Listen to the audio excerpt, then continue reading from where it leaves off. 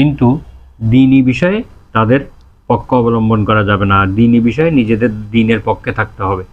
যদি না থাকি তাহলে আমাদের ঈমান ভঙ্গ হয়ে যাবে। 9 নম্বর হলো আল্লাহর এমন কিছু বান্দা আছে যাদেরকে শরীয়তের আওতামুক্ত বলে মনে করা হয়। অর্থাৎ কোনো মানুষকে যদি আমরা ইসলামী শরীয়তের আওতার বাইরে যদি মনে করি তাহলে আমাদের ঈমান ভঙ্গ হয়ে যাবে। সবার উপরে শরীয়ত প্রযোজ্য, স্বয়ং আল্লাহর নবীর উপরে শরীয়ত প্রযোজ্য ছিল।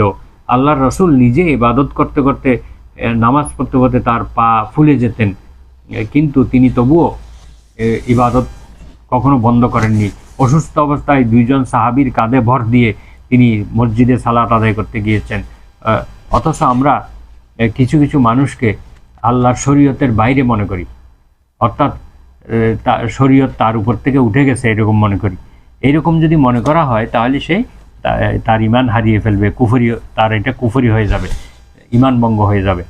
আল্লাহ তাআলা বলেন, কুল ইয়া আইয়ুহান নাসু ইন্নী রাসূলুল্লাহি ইলাইকুম জামিআ, হে রাসূল আপনি বলে দিন, হে পৃথিবীর মানুষ, আমি তোমাদের সকলের জন্য রাসূল হয়ে এসেছি।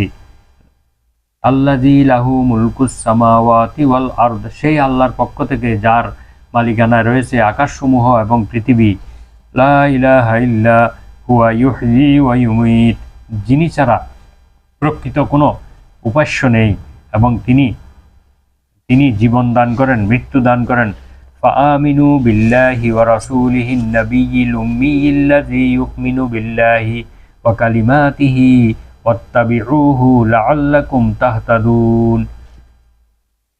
অতঃপর তোমরা সে আল্লাহর প্রতি বিশ্বাস করো, তার রাসূলের প্রতি বিশ্বাস করো, যিনি ছিলেন উম্মি নবী এবং যিনি আল্লাহর প্রতি বিশ্বাস করেন, আল্লাহর কালামের প্রতি বিশ্বাস করেন।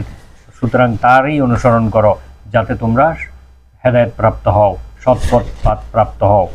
তাহলে আল্লাহর রাসূলের দ্বীনের মধ্যে এমন কোনো ব্যক্তি ছিলেন না, এমন কোনো বিধান ছিল না যে কোনো মানুষকে শরীয়তের আওতাভুক্ত মনে করা, শরীয়তের আওতা থেকে মুক্ত মনে করা, শরীয়তের আওতা থেকে বাইরে মনে করা কোনো অবকাশ নেই।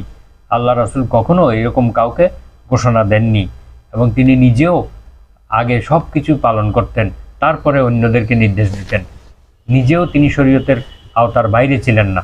সুতরাং আমরা কোনো ব্যক্তিকে যদি শরীয়তের আওতার বাইরে মনে করি তাহলে কিন্তু আমাদের ঈমান ভঙ্গ হবে। সবার জন্য শরীয়ত রয়েছে, সবাই শরীয়তের আওতাভুক্ত, এটাই বিশ্বাস করতে হবে। আল্লাহ তাআলা বলেন, আল ইয়াউমা আকমালতু লাকুম দীনাকুম ওয়া আতমামতু আলাইকুম